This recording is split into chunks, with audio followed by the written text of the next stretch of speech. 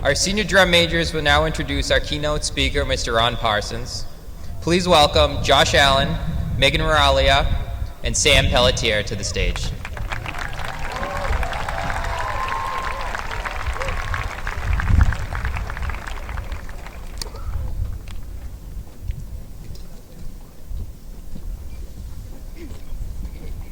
Good afternoon, friends, family, and of course, the class of 2019. My name is Megan Moralia, and with me are Samantha Pelletier and Joshua Allen. This past season, the three of us were drum majors at the Danvers Falcon Marching Band, and today we have the honor of introducing this year's keynote speaker, Mr. Ronald Parsons.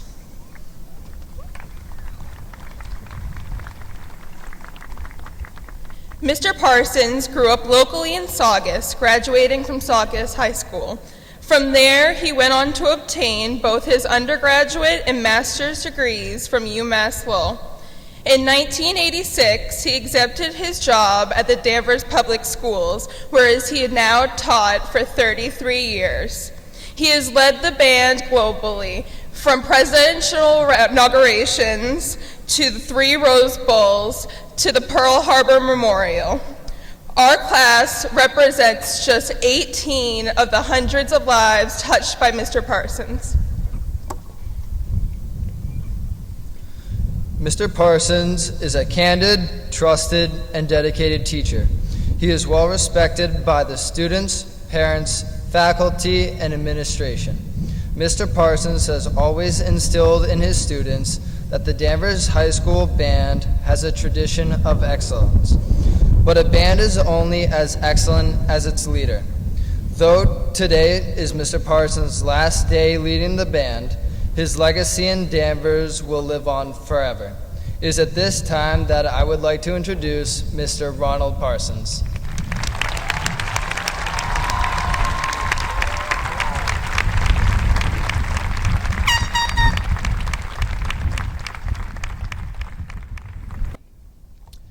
How many of you have ever had a conversation that went something like this?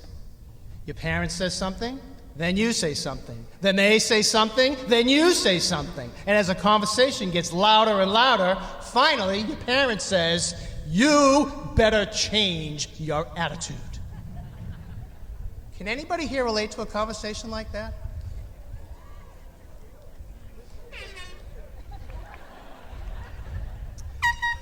In those moments, we tend to define attitude in 2 ways, as either positive or negative.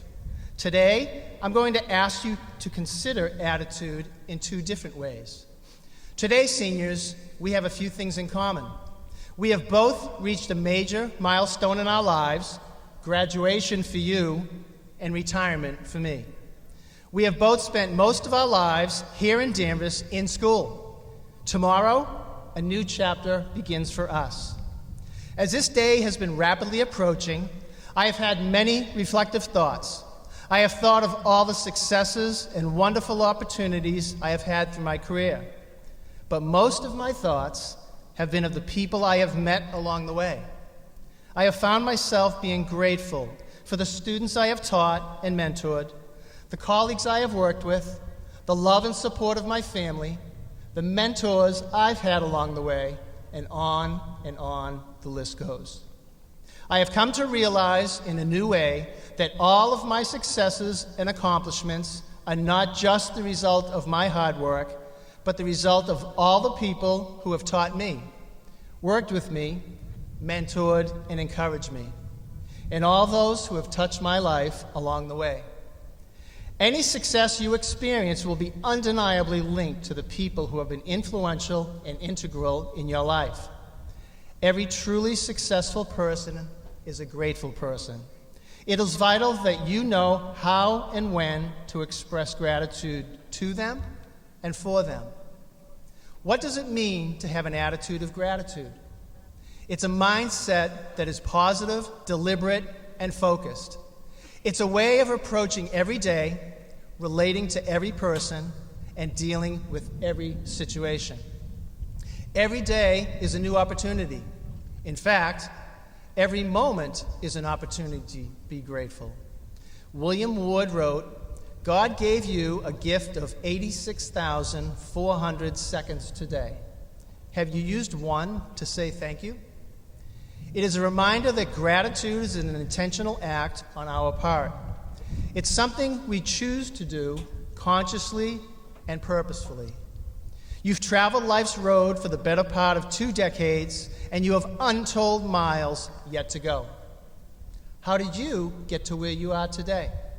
If you stop to think about it, there are very few benefits in your life for which you can take sole credit. In fact, there may not be any benefits in life for which any of us can take all the credit. What do you have to be grateful for?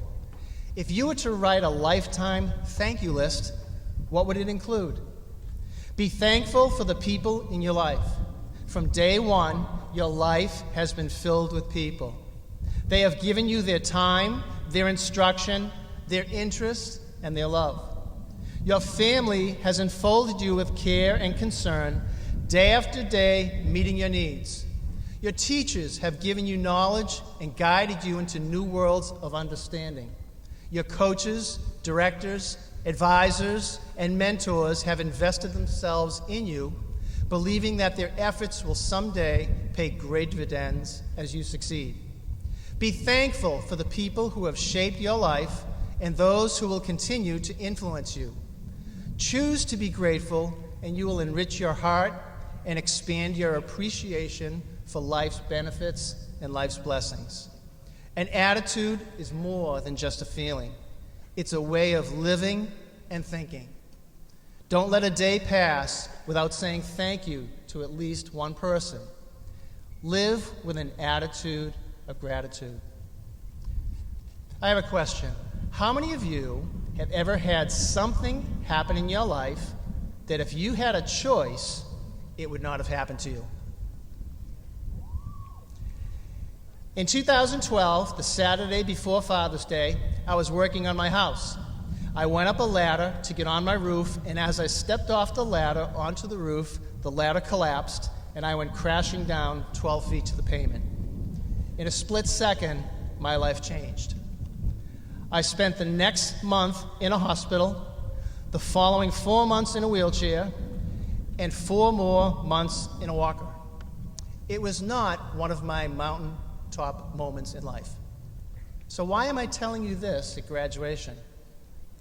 You see, good things happen to everyone. We get into the college we applied to.